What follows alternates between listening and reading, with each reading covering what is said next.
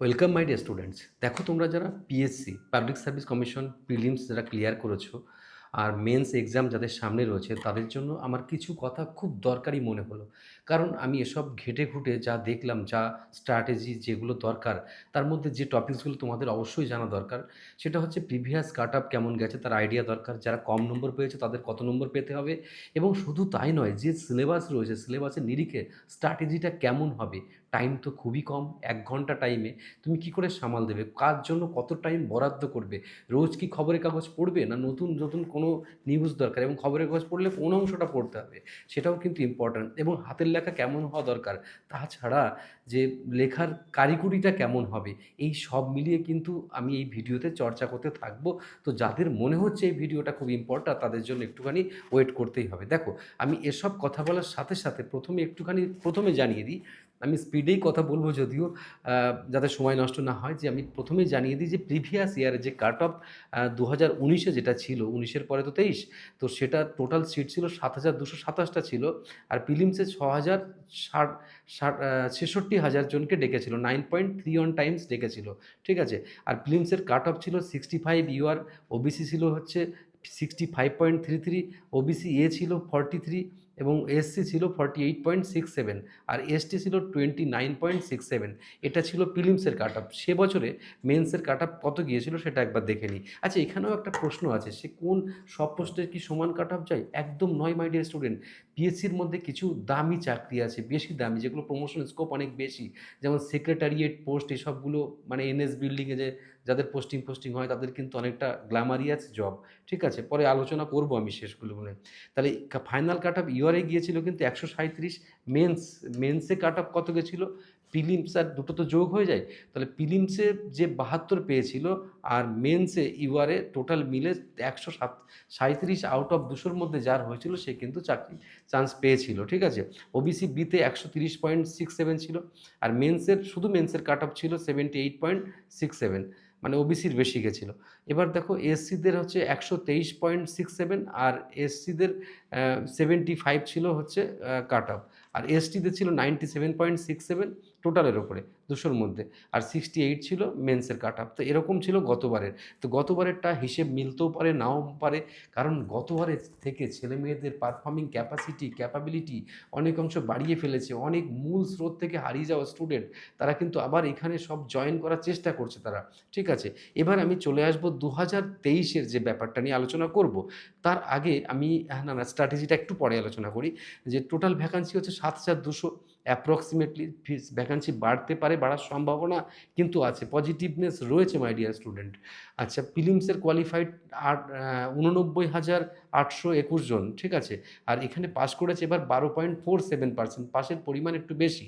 এখানে আমার কিছু কথা বলার আছে। যারা তোমরা অ্যাডমিট কার্ড হারিয়ে ফেলেছো, বা যাদের তোমাদের মোটামুটি দেখতে পাচ্ছ না, তাদেরও কিন্তু চিঠি বাড়িতে চলে যাবে, এবং তোমরা খুব তাড়াতাড়ি, যেহেতু এক্সামের ডেটটাও আমি জানাবো তোমাদেরকে। আচ্ছা, এবার মোটামুটি আমি কাট অফটাও বলে দেবো এবারে কীরকম হতে পারে। দেখো, অ্যাজাম্পশান করছি জাস্ট, তোমরা আবার সেভাবে নিও না যে আমি ফাইনাল ব্যাপারটা কখনো সম্ভব না পরীক্ষার আগে বলা। তবু আমি একটা আইডিয়া করতে বলে দেবো কীরকম পারফর্ম কারা করবে। এবছর তো জানো সব কাট অফ, আমি আর এবছরে নতুন করে বলছি না, এবছরের কাট অফ পরিমাণ কম গেছে। ইউআরএ 49, ওবিসি এতে গেছে 48, ওবিসি বিতে 48, এসসিতে 47, এসটিতে 29 আর কি। এবার আমি যে জিনিসগুলো তোমায় প্রথমে এবার জানাবো সেটা হচ্ছে এক্সাম ডেট কবে sir. Exam date tentative date 28/12/2025, tentative date, আগে পরে হতে পারে।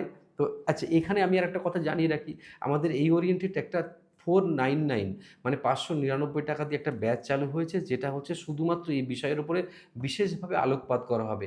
মক টেস্ট থাকবে এর উপরে, তাছাড়া সাথে থাকবে হচ্ছে ইন্ডিভিজুয়াল ক্লাস থাকবে, আরও অনেক কিছু আছে যেগুলো তোমরা দেখে নিতে পারবে।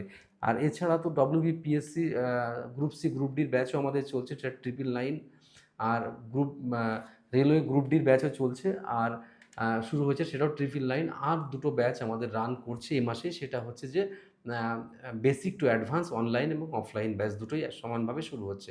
তাহলে আমার বেসিক ইনফরমেশনটা জানা হলো, এবার আমি পরবর্তীতে মোস্ট ইম্পর্ট্যান্ট চলে আসছে এই ভিডিওর সেকেন্ড পার্টে। সেকেন্ড পার্টে আমি জানাবো সিলেবাস সম্পর্কে। আমি তো সবাই জেনে গেছে সিলেবাসটা, কিন্তু সিলেবাসের মধ্যে কোন জায়গাটা ফাঁক ফোকর বা কীরকম করা উচিত সেগুলোও তোমাদেরকে আমি জানাবো, এবং কোন বুকস পড়লে উপকার হবে সেগুলো আইডিয়া বা পুরনো যারা স্টুডেন্ট তাদের সঙ্গে মতামত অভিমত নিয়ে আমি তোমাদেরকে ডিটেলসটা বলবো। দেখো, সিলেবাস মেন্সের জন্য যেটা আছে ইংলিশের মধ্যে সামারি আছে, প্রেসি আছে, সামারি অবলিক প্রেসি যাকে বলে, সেটা হচ্ছে 15 মার্কস থাকবে সেখানে। এখন কথা হচ্ছে এই যে 15 মার্কস থাকবে, কত ওয়ার্ডের মধ্যে তোমায় কমপ্লিট করতে হবে সেটা কিন্তু নির্দিষ্ট কোনো গুণগত ঠিক করা নেই, তবে একটা নির্দিষ্ট পরিমাণ যাতে সুন্দর এবং সাবলীল হয় এবং সময়তে যাতে পারবে সেরকম দিকটা বিচার করে তোমায় লিখতে হবে। হাতের লেখার ব্যাপারটা আমি পরে আসবো, অনেকের হাতের লেখা খারাপ বলে অনেকে কমেন্টস করবে বা করছে। রিপোর্ট রাইটিং, আচ্ছা এর মাঝে আর একটা কথা বলি, তপবন স্টাডি সেন্টারে যারা পড়ছো, যারা বেসিক টু অ্যাডভান্সে পড়ছো তাদেরকে এই ব্যাচে জয়েন করার কোনো দরকার নেই, 499 দিয়ে জয়েন করার দরকার নেই। আরেকবার বলছি, যারা বেসিক টু অ্যাডভান্সে শুধুমাত্র পড়ছো এই তাদের জন্য এই কোর্স না, ইন্টারভিউ ফ্রি থাকে তাদের জন্য, আরও যাবতীয় অনেক কিছু তাদের জন্য থাকে। তারা একজন স্টুডেন্ট বেসিক টু অ্যাডভান্সে পড়লে তাদের বারবার অন্য জায়গায় যাওয়ার কোনো দরকার নেই, সব আমরা সামলে নিই। তাদেরকে ইন্টারভিউ ক্লাস, আরও যে মানে ডব্লিউবিপিএসসির ক্লাস বা যে সবগুলো হয় সেগুলো মোটামুটি তাদেরকে আমরা গাইড করার চেষ্টা করি। ওকে, তো চলো আমি চলে আসছি। রিপোর্ট রাইটিং আসবে, সেটা 15 মার্কসের। আচ্ছা, সে ওয়ার্ডটা মোটামুটি ধরে নাও 50-60 ওয়ার্ডের মধ্যে ওয়ার্ডের লিখলে ভালো হয়, এগুলো তোমরা জানো এগুলো। আচ্ছা, বেঙ্গলি টু ইংলিশ ট্রান্সলেশন সেটা 20 মার্কস থাকবে তোমাদের। তাহলে এই হচ্ছে 50 নম্বর। এখানে সময় কিন্তু খুব ব্ল্যান্ডার, সময়টা কিন্তু খুব দামি এখানে। কীরকমভাবে দামি সেটা আমি বলবো, এই দুটো মিলে 1 ঘন্টা টাইম। তাহলে বেঙ্গলিতে কী কী থাকছে, সিমিলার জিনিস, প্রতিবেদন থাকছে, ভাবার্থ থাকছে, ভাবার্থ অবলিক সারাংশ থাকছে, আর থাকছে বঙ্গানুবাদ। তাহলে টোটাল জিনিসগুলো আমরা বুঝে নেবো এখানে। টাইমটা কিন্তু বারবার বলছি টিক মারা নয় বস, এটা কিন্তু তোমাকে লিখতে হবে। লেখা যখনই স্টুডেন্টের লিখতে যায় তখন কিন্তু খুব প্রবলেম হয়। তো এই একটা কথা তোমাদেরকে জানিয়ে দিই, প্র্যাকটিসটা যদি না করো তাহলে এই প্রবলেমটা তোমাদের হবে। অনেক স্টুডেন্ট আছে তারা কিন্তু লিখতে গেলেই ভয় পায়। আর এখন যে জামানা পড়েছে সেই জামানাতে লেখা ব্যাপারটা তো উঠেই গেছে প্রায়। সেই জন্য তোমরা যারা চাকরি এই বিষয়ে পেতে চাও তারা যদি একটু ভালো করে মন দিয়ে খাটো তাহলে অনেক স্টুডেন্টের কিন্তু পেছনে ফেলে দিতে পারবে, এটা আমি নিশ্চিত তোমাদেরকে বলে দিতে পারি। এবার আমি আসি, স্ট্র্যাটেজিটা কেমন হবে বস, তাহলে এবার একটু জেনে নিই আমরা। দেখো, এবার আমি তোমাদেরকে একটা কথা বলি। কিছু কনসেপ্ট তোমাদের মধ্যে বিল্ড হয়ে আছে যে তোমার হাতের লেখা খারাপ, তার জন্য তুমি টেনশানে আছো, বহুত টেনশানে আছো। মাই ডিয়ার স্টুডেন্ট, দেখো হাতের লেখা খারাপ, তুমি তো আর কিছু করতে পারছো না। তো এমনও স্টুডেন্ট তুমি দেখেছো, দেখবে হাতের লেখা খারাপ কিন্তু অনেক বেশি মার্কস পেয়েছে। তারা কীভাবে পেয়েছে? তাদের পাওয়ার একমাত্র উদ্দেশ্য যেটা ছিল সেটা হচ্ছে যারা ঠিকঠাক লেখার চেষ্টা করেছে, এক্সামিনার যেন বুঝতে পারে তোমার লেখাটা, উদ্ধার করতে পারে যেন এটা। কিন্তু হাতের লেখা খারাপ মানে পড়তে পারে যেন, এইরকম হলে কিন্তু কোনো ইফেক্ট পড়বে না। কারণ ওরা তোমাকে বুদ্ধিমত্তাটা যাচাই করতে চাইছে, ওরা তোমার হাতের লেখাটা দেখতে চাইছে না। আজকে দুনিয়ায় কোন কাজটা আমরা হাতে লিখে করি বলো দেখি? সব তো আমরা by the help of computer বা ফোন করি। তাহলে ও ব্যাপারটা অতটা কাজে লাগবে না। তারপরে দেখো, হাতের লেখা পরিষ্কার রাখতে হবে শুধু, এটা মাথায় রাখবে, পড়তে পারে। আচ্ছা, লেখাগুলো কেমন হওয়া দরকার? সরল শব্দ ইউজ করবে। শব্দের মধ্যে কাঠিন্যতা, শব্দ বুঝতে অসুবিধে, বিরাট কবিতা ফবিতা লিখে দিলে সাহিত্যিক হয়ে গেলে, তোমার সাহিত্যিক হওয়ার কাজ নয় এখানে। তোমার কাজ হচ্ছে একটা অফিসের কাজকে সামনের দিকে পরিচালনা করা, এইটা তোমার কাজ। তো এই কাজটা কখনোই কঠিন ভাষা বা বিশাল ভাষাটা তোমায় কবিতার ভাষা এসব দেখতে চাইছে না, তারা কাজের ভাষাটা চাইছে। আরেকটা কথা আমি খুব ইম্পর্ট্যান্ট, যেটা কেউ তোমায় হয়তো সাজেস্টিভ করেনি বা বলবে না, চলিত ভাষা, চলিত ইংলিশ, চালু ইংলিশ, যাকে আরও বাংলায় চালু ইংলিশ, চালু বাংলা, এইগুলো যারা সুন্দর করে লিখতে পারবে তারা কিন্তু আরও সাজিয়ে লিখতে পারে। একটা কথা বলি, এই ব্যাপারটা হেল্প নেওয়ার জন্য এখন গুগলকে হেল্প নিতে পারো, চ্যাট জিপিটি হেল্প, তারা কোর্স করবে না, তারা এইসব জায়গায় বা মানে নিয়ে তারা কিন্তু পারফর্ম করতে পারবে। আর আমি একটা বুকসের নাম তোমাকে বলে দিয়েছিলাম, পিকে দে সরকার। এই বুকসটা প্রমোশন ভেবো না, এটা আমি ছোটোবেলা থেকে পড়েছি এবং আমরা পড়েছি। এই বুকসটা খুবই ভালো, আমার স্টুডেন্টদের আমি পড়তে বলি। জানি না এর জন্য তোমরা আমাকে কী ভাববে, আমি প্রমোশন করছি না, কিন্তু এই বুকসটার ইংলিশ বাংলা ভার্সানে লেখা আছে, দারুণ একটা বুকস কিন্তু এটা। ওকে, তাহলে জটিল ভাষায় লেখা যাবে না। আচ্ছা, এবার আমি বলছি এইবার কি করা যেতে পারে, এর জন্য কিসে উপকার হয়? দেখো, এখন তোমার একটা কাজ হচ্ছে, তোমার প্রতিদিন কিছু না কিছু তুমি লেখা অভ্যাস করো, প্রতিদিন কিছু না কিছু লেখা অভ্যাস করো। তা তুমি ইউটিউবে ফেসবুকে লেখো বা টেলিগ্রামে লেখো, কিছু কিছু লেখা অভ্যাস করো, যাতে লেখাটা তোমার সাবলীল গতি পায়। এই মানে ওখানে গিয়ে স্টেজে মারবো এই চিন্তা করলে কিন্তু এই পরীক্ষায় পাস করতে পারবে না তুমি। ঠিক আছে, প্রতিদিন নিউজ পেপার পড়ো। আর প্রতিদিন নিউজ পেপার, প্রত্যেকটা নিউজ পেপার কিনে কিনে মুখস্থ করতে হবে, কোথায় ধর্ষণ হয়েছে, কোথায় খুন হয়েছে, ওসব না। এডিটোরিয়াল পেজকে ফলো করো my dear student, editorial page. Editorial পেজকে তুমি যদি ফলো করতে পারো তোমার ভীষণ উপকার হবে। এডিটোরিয়াল পেজে দেখবে অনেক জ্ঞানীগুণী ব্যক্তিরা সুন্দর করে লেখে, সেগুলো পড়লে তোমার উপকার হবে। একটা টেলিগ্রাম পেপার কিনে নেবে, আর একটা দেখা দ্য টেলিগ্রাফ কিনে নেবে। দ্য টেলিগ্রাফ আর একটা হচ্ছে মনে করো আনন্দবাজার, আমি তোমার নাম ধরেই বলছি, এরকম দুটো পেপার তুমি দেখালো সপ্তাহে 2 দিন পড়লে, এবং সেই পেপারটা ভালো করে ইম্পর্টেন্ট জায়গাগুলো, যাকে পত্র গর্ভ বলা হয়।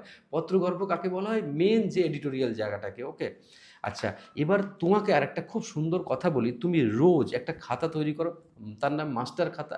সেই মাস্টার খাতাতে তুমি যা যা পড়ছো, রোজ যা যা পড়ছো সেইগুলোকে নোট করো, সুন্দর করে সাজাও। আর কোথায় ভুল হয়েছে তুমি চেক করার চেষ্টা করো। চেক করলেই, বা তোমার কেউ জানাশোনা তাকে চেক করো, করলেই তোমার কিন্তু উন্নতি হবে। বানানটা যাতে ভুল না হয় সেটাও কিন্তু খেয়াল রাখবে। আচ্ছা, অনেকে কি করে বলো তো, যে মানে ভুলভাল চিন্তাভাবনা, বা মানে কি বলবো, মানে একদম না বুঝে পারফর্ম করা, ওরকম না। প্রত্যেকটা জিনিস সাবলীল গতি রাখো। আর এখানে আরেকটা জিনিস খেয়াল করো, যাদের মার্কস কম আছে তাদের কিন্তু মার্কস বেশি তুলতে হবে, কারণ কাট অফ যারা এন্ডে এসেছে তাদের মেন্সে চান্স পেতে গেলে তাদের বেশি মার্কস পেতে হবে। যারা উপরের দিকে আছে তারাও যদি একটু কম মার্কস পায় তারা কিন্তু চান্স পেয়ে যাবে। তো এখানে আরেকটা কথা বলি, 2023-এ আর কিছু পজিটিভ দিক তোমায় বলি। 2023-এ যেহেতু এক্সামটা হয়েছে, 2023-এর পরে বহু ছেলে মেয়ে চাকরি জয়েন করে গেছে। আমারই দেখা বহু ছেলে মেয়ে চাকরি জয়েন করে, তারা পরীক্ষা দেবে না, তারা পাস করেছে। আচ্ছা, এমন আছে কিছু ছেলে মেয়ের প্রিপারেশন একদম নেই, কিছু ছেলে মেয়ে তারা কি করছে, তারা অবজেক্টিভ টাইপ শুধু পড়াশুনো করছে, ডেসক্রিপটিভ তাদের মধ্যে নলেজই নেই। সেই সব ছেলে মেয়েগুলো কিন্তু এগোতে পারবে না। তাহলে যত বেশি জনকেই ডাকুক না কেন, আলটিমেটলি যারা উপযুক্ত প্রিপারেশন করবে তারাই কিন্তু এই লাইনে টিকে থাকবে। এটা আমার একটা বড় তোমার ধারণা দিচ্ছি। এবার তুমি আমায় বলবে, স্যার ফাইনাল কাট অফ কেমন যেতে পারে? এটা একটা বড় প্রশ্ন বা কোটি টাকার প্রশ্ন, ফাইনাল কাট অফ কত যেতে পারে? দেখো, যেহেতু এবার আগের বার তোমার গিয়েছিল 130 গিয়েছিল, এবার যেহেতু প্রিলিমসেরই কাট অফ কিন্তু আগের বার 65 ছিল, এখন 49 হয়েছে, মানে প্রায় 15 নম্বর কম। তাহলে নিয়ার অ্যাবাউট ধরে নাও 115 থেকে 125-এর মধ্যে কাট অফ থাকতে পারে ইউআরদের মধ্যে, 115 থেকে 125। আমি কিন্তু গ্যারান্টি দিচ্ছি না, বা ওসব বলাও সম্ভব না, একটা অ্যাপ্রক্সিমেটলি আইডিয়া দিচ্ছি। আচ্ছা, ওবিসি এদের ক্ষেত্রে ওই ধরে নাও 125, 115 থেকে 125 বললাম তো। আর মনে করো ওবিসি এর ক্ষেত্রে আরও 5 নম্বর করে কমিয়ে দাও। আর বির ক্ষেত্রেও দেখা গেল আর একটু সামান্য বাড়িয়ে দাও, এরকম ব্যাপার। এসসির ক্ষেত্রে ধরে নাও 110, 10-এর 110 থেকে 117-18-র মধ্যে থাকতে পারে অ্যাপ্রক্সিমেটলি। আচ্ছা, বা এর থেকে বাড়তেও পারে, আমি যে বলছি যে বাড়বে না তা না, হঠাৎ করে বেড়েও যেতে পারে।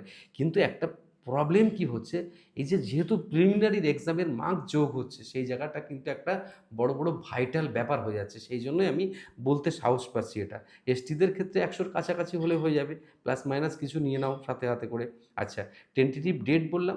তাহলে এই ভিডিও প্রথম থেকে যারা একদম শেষ অবধি দেখলো, তারা কিন্তু পুরো একটা কনসেপ্ট ক্লিয়ার করতে পারলো, এবং কিভাবে পড়তে হয় এবং কিভাবে তার কিছু ক্লাস আমরা তোমাদেরকে দেওয়ার ব্যবস্থা করবো, তাহলে বুঝতে পারবে যে পারফর্ম করার জন্য কী মনোনিবেশ। আসলে একটা কথা মাথায় রাখো, তোমাকে চাঁদে যেতে হচ্ছে না, তোমাকে বিরাট কিছু করতে হচ্ছে না। তুমি এটা কঠিন জানি, যেহেতু কম্পিটিশান, এই কম্পিটিশানে পাস করতে গেলে তোমার তোমার মধ্যে একটা শক্তি সঞ্চয় করতে হবে। সেই শক্তি কিন্তু তোমার মুক্তির রাস্তা দেখাবে। তাই সবসময় যদি তুমি নেগেটিভ চিন্তা করো তাহলে কিন্তু পজিটিভিটি তোমার মধ্যে শেষ হয়ে যাবে, তুমি চাকরি পাওয়ার কাছ থেকে সরে যাবে। তাই সবসময় এখন থেকে ভাবো যে পয়েন্টগুলো, মাস্টার খাতার কথা বা যে যে পয়েন্টগুলো আমি বললাম, যদি মন দিয়ে শুনে থাকো সেগুলো কাজে লাগাও, দেখবে তোমার ভীষণ উপকারে লাগবে। আশা করি আমার প্রত্যেকটা স্টুডেন্ট এটা বুঝলো এবং শুনলো, এবং আমি এখানে বিগ এন্ড করছি। পরবর্তীতে আমি তোমাদের সঙ্গে আসছি। ভালো থেকো তোমরা, খুব ভালো থেকো, বেস্ট অফ লাক।